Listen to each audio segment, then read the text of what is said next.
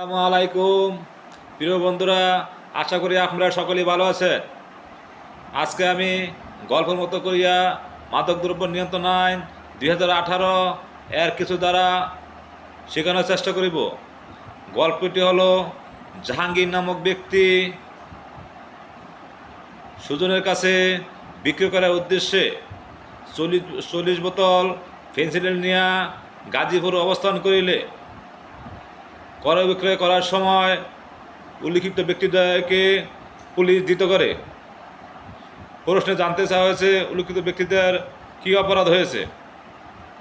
আমরা জানি মাদকদ্রব্য নিয়ন্ত্রণ আইন 2018 এর 14 খদারায়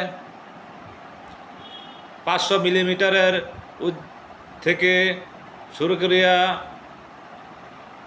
5 লিটার পর্যন্ত ক্রয় বিক্রয় করিলে তাহার শাস্তি 14 খদারায়, যাহার শাস্তি 5 থেকে 10 বছর পর্যন্ত।